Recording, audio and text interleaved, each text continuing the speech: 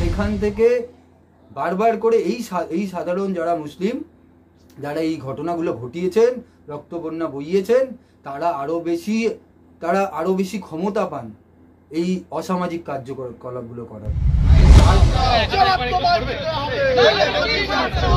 বিভিন্ন সংগঠন দায়িত্ব নেবে যে এই কালা সরকারের কানের অবধি আওয়াজ পৌঁছে দিতে পারে।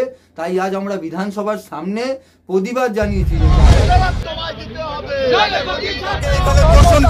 শুধুমাত্র ভোট ব্যাংকের জন্য করা হচ্ছে এবং হিন্দুর উপর আঘাত করা হচ্ছে। কারা করছে আমরা দেখিনি খবরে, কাদের ধরা হচ্ছে, তাদের নাম কি, তাদের পদবি কি, তাদের ধর্ম কি আমরা দেখিনি। যেহেতু বাধা বলতে অনেকে চায় না, আমরা দেখেছি তো কোন ধর্মের মানুষরা ওখানে গরু পাচার করেছে। গত 9 জুন আমরা দেখতে পেয়েছি যে বিধানসভার ঠিক সামনে যে দরজার সামনে হিন্দু সেবা দলের পক্ষ থেকে এক বিক্ষোভ কর্মসূচির কিন্তু পরিকল্পনা করা হয়েছিল এবং তারা বিক্ষোভ দেখিয়েছিল। ঠিক কি কারণে হিন্দু সেবা দলের পক্ষ থেকে সেই বিক্ষোভ কর্মসূচি গ্রহণ করা হয়, তার পিছনে কি উদ্দেশ্য, কি কারণ আছে, সেই সকল জানতে কিন্তু আমরা পৌঁছে গেছি হিন্দু সেবা দলের সদস্যের কাছে। চলুন জেনে নেব তাদের বক্তব্য কি এই বিষয়ে।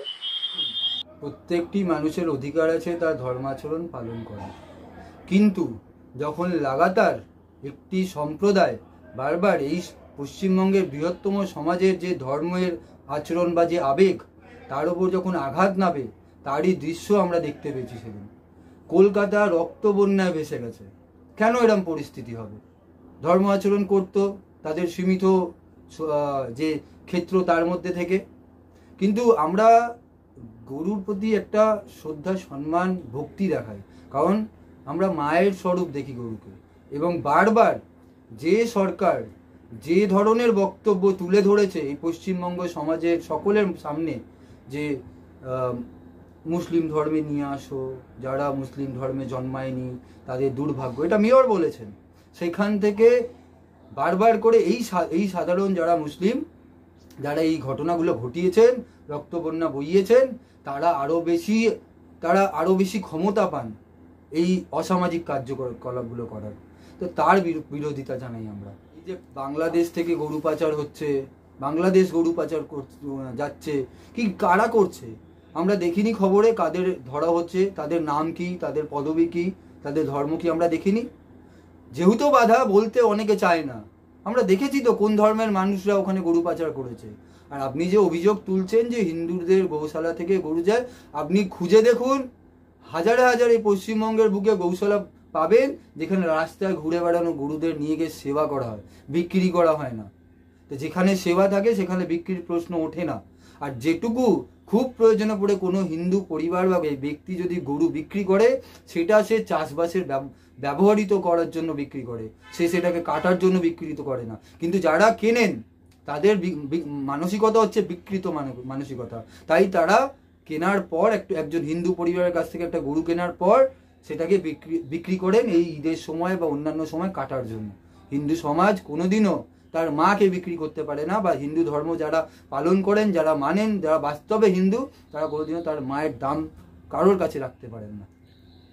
আপনি বলছেন যে যেহেতু হিন্দুরা গরুকে মা হিসেবে পুজো করে, তাই সেটা বলিদান দেওয়া আপনারা খারাপ চোখে দেখছেন, কিন্তু সেখানে হিন্দুরা কিন্তু কালী পুজোর সময় বা অন্যান্য পুজোর সময় কিন্তু পাঁঠা বলি দেয়। এটা কি আপনি এটি কোন চোখে দেখছেন? দেখুন, একটা জায়গা আমায় দেখান যেখানে হিন্দুদের কোনো উৎসবে রাস্তায় এইভাবে রক্তবন্যা হয়েছে। রক্তবন্যা হয়তো হয়নি, কিন্তু পাঁঠা বলি তো দেওয়া হয়, সেটাও তো একটা প্রাণ, সেটা পদ্ধতি। দেখুন, আমি আবার বলছি, রক্তবন্যা, আমার ধর্মকে আঘাত করা, আমি ওই রক্তের ওপর দিয়ে হেঁটে যাব, এটা আপনি একটাও হিন্দু উৎসবে দেখাতে পারবেন না। যে কোনো অন্য হিন্দু যে হয়তো ওই বলি প্রথার বিরুদ্ধে, তাকে ওই রক্তের ওপর দিয়ে হেঁটে যেতে হয়েছে, দেখাতে পারবেন না। কিন্তু এরকম অনেক ঘটনা আমি দেখাতে পারবো যেখানে এই বিশেষ করে ঈদের সময়, অন্যান্য সময় এরমভাবে রক্তে বন্যা বয়ে যায়, আর ওখানে অন্য ধর্মের মানুষ যারা এই রক্ত বন্যাকে পছন্দ করে না, যারা এই গৌহত্যাকে পছন্দ করে না, তাদেরকে বাধ্য হয়ে ওই রক্তের ওপর দিয়ে হেঁটে যেতে হয়। এটা হিন্দুর কোনো উৎসবে আপনি দেখাতে পারবেন না।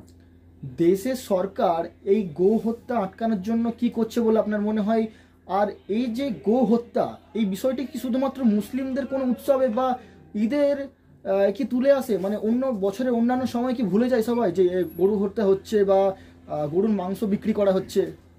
দেখুন, শুধু বিষয় গরু নয়, গরু থেকে নিয়ে কোনো পাখি, কোনো অন্য জীব যেখানে কোথাও অসুবিধে বা আঘাত পেয়ে পড়ে থাকে, প্রথম একজন দেখবেন, আপনি যদি 100টা জায়গা দেখেন, প্রথম একজন যার মধ্যে হিন্দু থাকে। আমরা পশু পাখির মধ্যেও ভগবানকে দেখতে পাই।